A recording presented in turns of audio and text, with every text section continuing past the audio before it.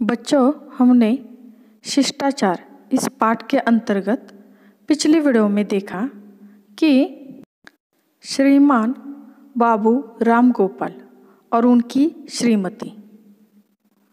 तो राम गोपाल जी अपने श्रीमती के लिए घर में काम करने के लिए नौकर ढूंढ लाते हैं, लेकिन श्रीमती को वह नौकर पसंद नहीं है, क्योंकि वह दिखने में भी अच्छा नहीं है और वह गांव से आया हुआ है। वह कैसा है? उज्जड़ और गंवार। उसकी 12 रुपये तनख्वाह तय की गई है, लेकिन श्रीमती को उसका काम बिल्कुल भी पसंद नहीं है। उस नौकर का नाम क्या था? हेतु। तो हेतु फिर भी सभी काम करता था और खाना सिर्फ 2 वक्त ही खाता था। साथ ही श्रीमती जी ने उसे धमकाया था, अगर चोरी की तो सीधा जेल भिजवा दूंगी। और श्रीमती का एक बेटा भी था जो 4-8 बरस का हो चला था, और इसलिए प्रथानुसार उसके मुंडन की तैयारी में वो दोनों भी जुट गए थे।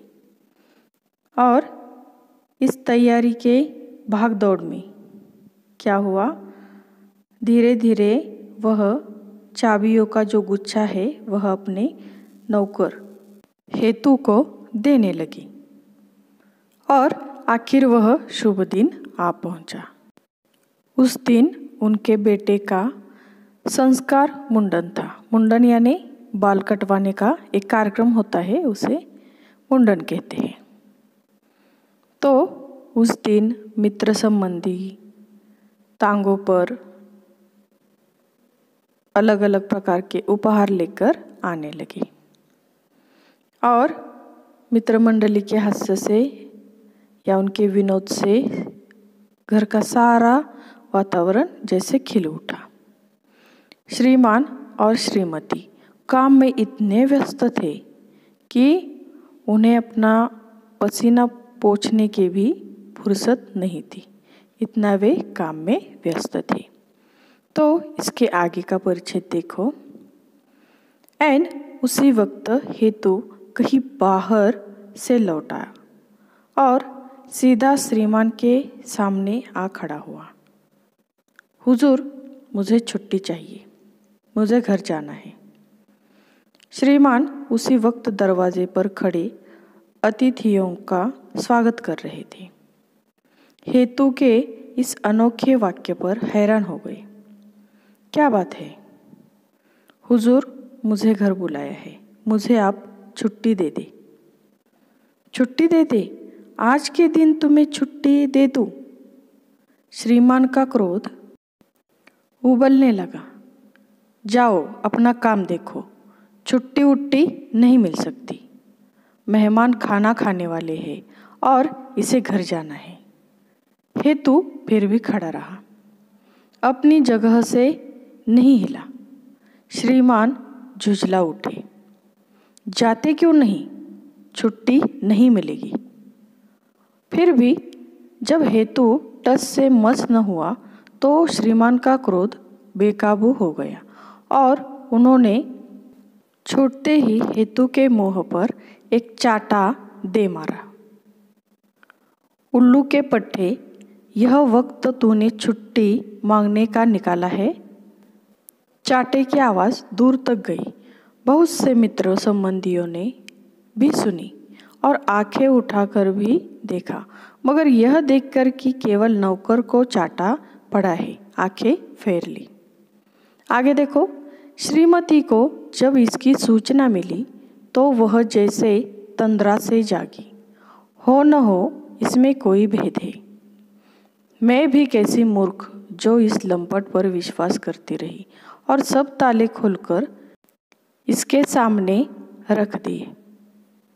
इसने न मालूम किस किस चीज़ पर हाथ साफ किया है, जो आज ही के दिन छुट्टी मांगने चला आया है। भागी हुई बाहर आई और बरामदे में खड़ी होकर हेतु को फटकारने लगी। उन्होंने वह कुछ कहा, जो हेतु के कानों ने पहले कभी नहीं सुना था। कुछ एक संबंधी इकट्ठे हो गए और जलसे में विघ्न पड़ता देखकर श्रीमान को समझाने लगे। एक ने हेतु से पूछा, क्यों घर क्यों जाना चाहते हो, क्या काम है?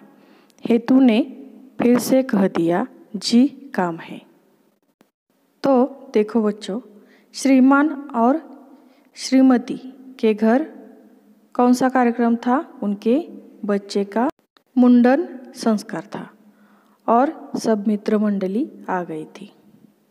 और उसी दिन ऐन उसी वक्त हेतु कहीं बाहर से लौटा और सीधा कहाँ गया? श्रीमान के सामने जाकर खड़ा हुआ और उसने श्रीमान से कहा कि हुजूर मुझे छुट्टी चाहिए, मुझे घर जाना है।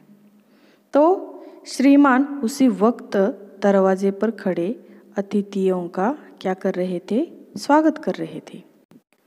और हेतु के इस अनोखे वाक्य पर, कौन सा वाक्य? कि मुझे छुट्टी चाहिए, इस पर वह हैरान हो गए।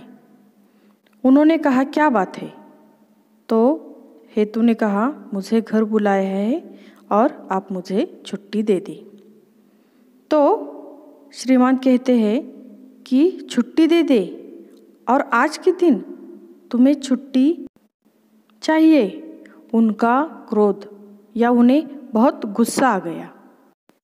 उन्होंने हेतु से कहा कि तुम्हें छुट्टी नहीं मिलेगी, अपना काम देखो, मेहमान खाने वाले हैं और तुम्हें तुम्हारे घर जाने की पड़ी है।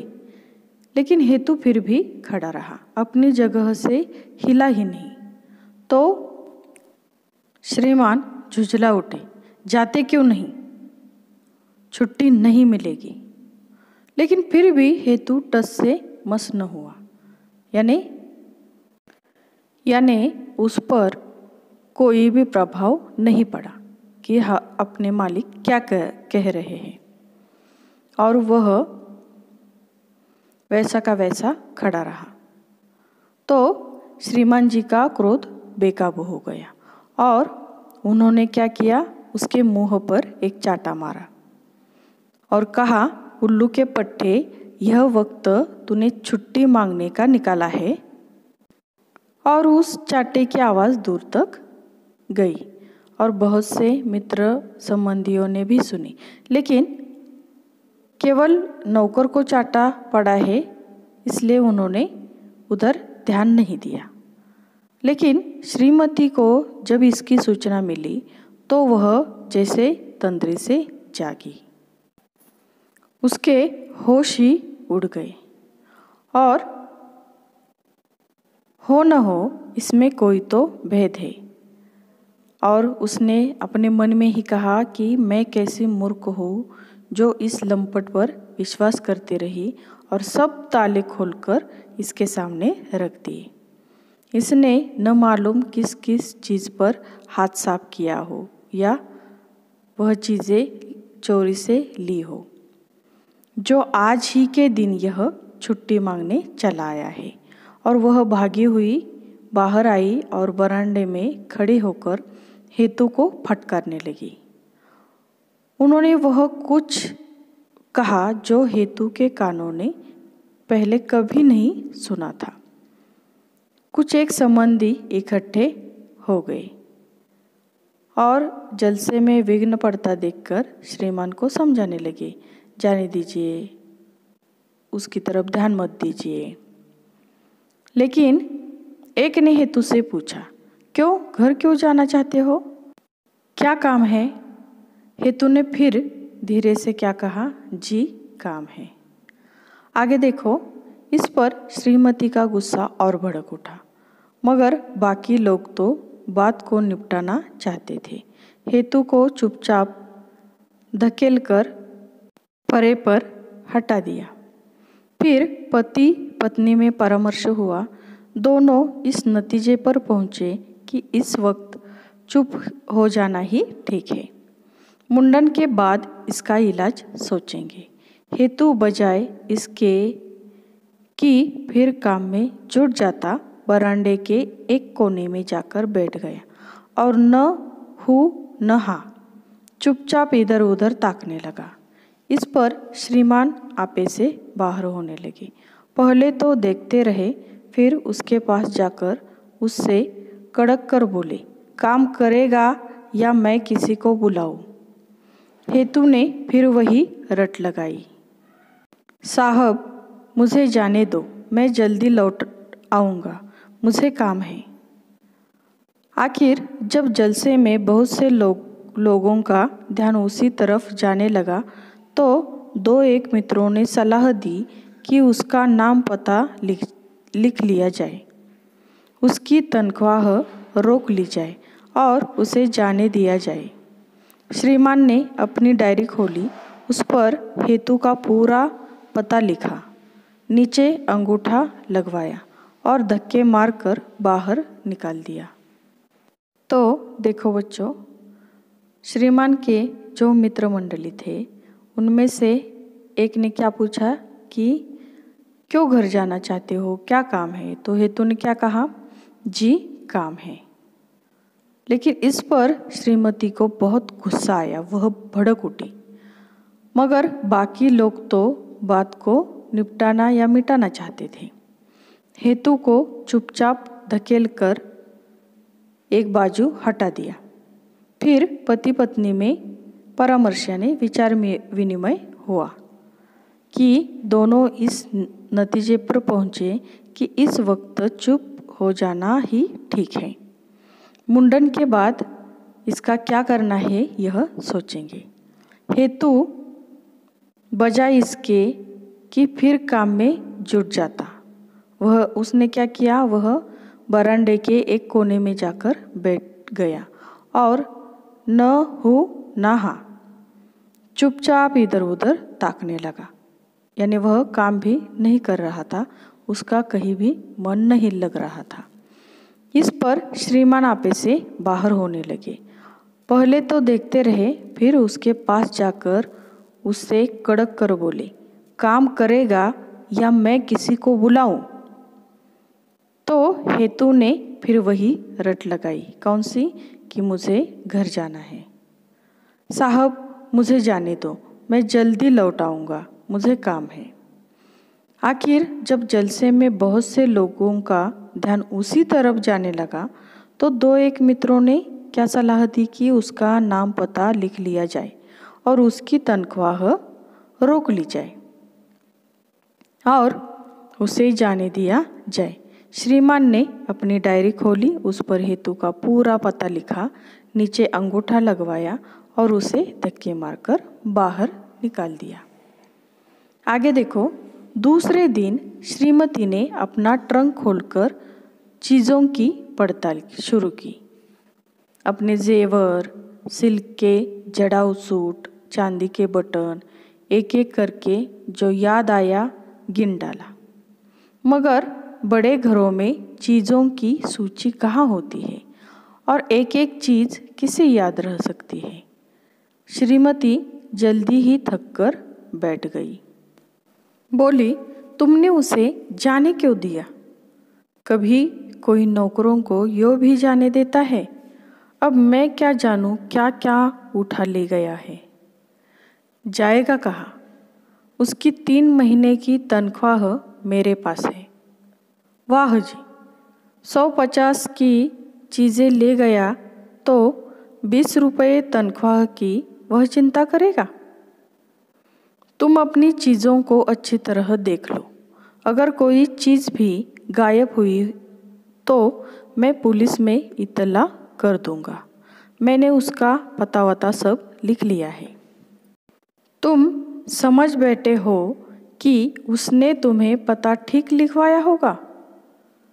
दूसरा नौकर आ गया और घर का काम पहले की तरह चलने लगा। जब श्रीमती जी को कोई चीज़ न मिलती तो वह हेतु को गालियाँ देती, पर श्रीमान धीरे धीरे दिल ही दिल में अफसोस करने लगे।